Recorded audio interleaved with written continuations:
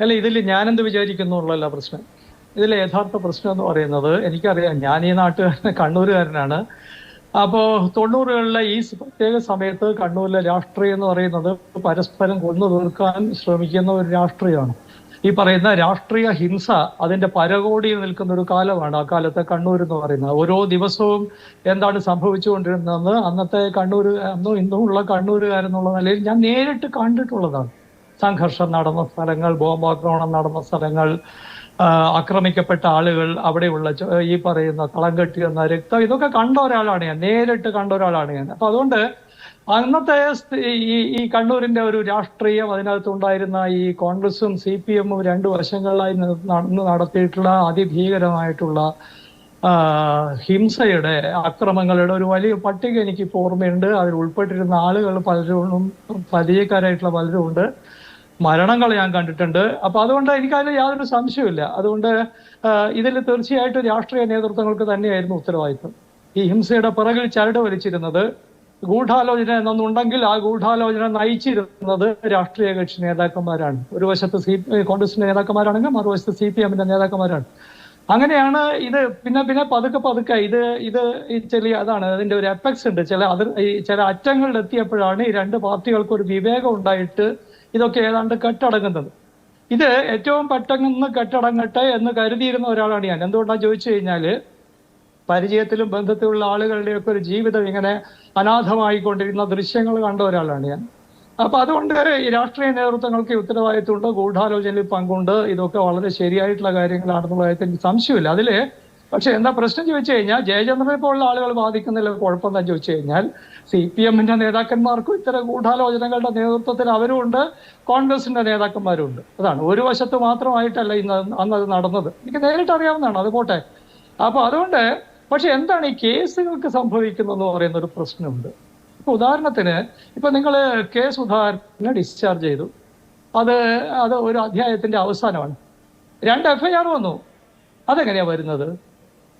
ഈ പറയുന്ന വക്കീലുമാർ തന്നെയാണല്ലോ ഈ പറയുന്ന കേസുകളൊക്കെ. CPM-ന്റെ വക്കീലുമാര്, CPM-നാണെങ്കിൽ വലിയ വക്കീലുമാരുടെ സംഘടന പോലും സ്വന്തമായിട്ടുള്ള വക്കീലുമാരായിട്ടുള്ള വലിയ പാർട്ടി മെമ്പർമാരുടെ വലിയ അണികളുള്ള ഒരു പാർട്ടിയാണ്. പിന്നെ എങ്ങനെയാണ് 2 FIR ഉണ്ടാകുക എന്ന് പറയുന്ന ജുഡീഷ്യൽ ആയിട്ടുള്ള ഏറ്റവും വലിയൊരു പിശക് ഇക്കാര്യത്തിൽ സംഭവിക്കുന്നത് എന്നൊക്കെ അന്വേഷിക്കണം. നിങ്ങൾക്ക് വികാരം മാത്രം വെച്ചിട്ട്, രാഷ്ട്രീയ വൈരാഗ്യങ്ങൾ മാത്രം വെച്ചിട്ട് കേസ് നടത്താൻ പറ്റില്ല.